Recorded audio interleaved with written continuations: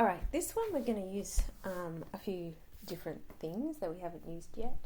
So it does say use the fact that a squared plus b squared is greater or equal to 2ab.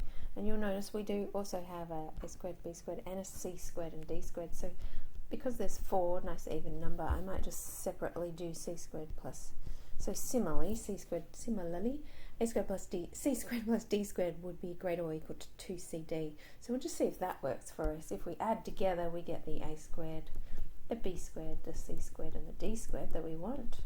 But do we get what we want on this side? So we get 2 lots of ab's plus cd's on that side. Now, it does give us, if we divide it by 2, and so I won't rewrite it, I'll just put divided by 2 there. It does give us this, which is kind of interesting, but that's not exactly what we want. But what we have to remember is the arithmetic mean and the geometric mean inequality is something we can use in equality. Oops, apologies. So what's that inequality? So remember, if I take two things, so have a look, it's AB and CD, and divide by 2, that's the arithmetic mean. That is always going to be greater or equal to, if I take those things and multiply them and find the square root, because it's 2, so I divided by 2 on the other side, so this time I'm doing to the half power, the power of half. That's the inequality that always holds, and you can see there we've got, if I just put the 2 on the other side, that means that AB plus CD is greater or equal to 2ABCD. So I can say, okay, I know that a squared plus b squared plus c squared plus d squared on 2 is greater than AB plus CD, and I know that AB plus CD is greater or equal to 2 root ABCD. So therefore, what did I want? All right, divide both sides by 2 again.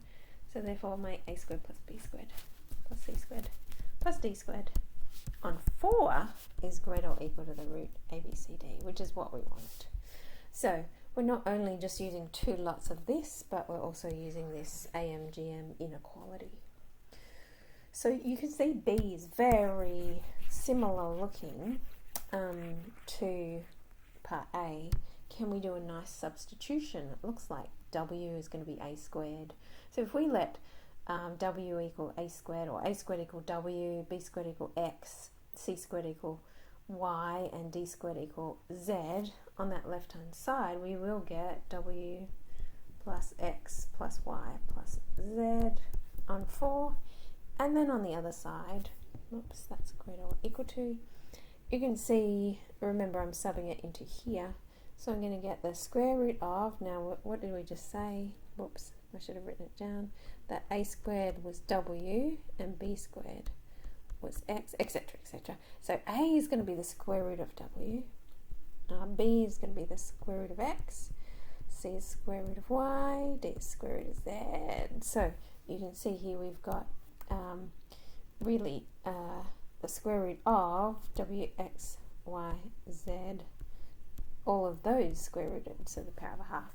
And that's just to the power of a half to the power of a half, or if you want to rewrite it, actually I should be saying equals here, because the top is equal to that, which is equal to, why did I do the square root again? Which is equal to W, X, Y, Z, to the power of a half, to the power of half, which we know, it becomes a quarter, so which is equal to W, to the power of a quarter, which is what we want. So now we've got therefore, and we will just rewrite this here. So therefore this side is greater or equal to this 4th root of W, X, Y, Z.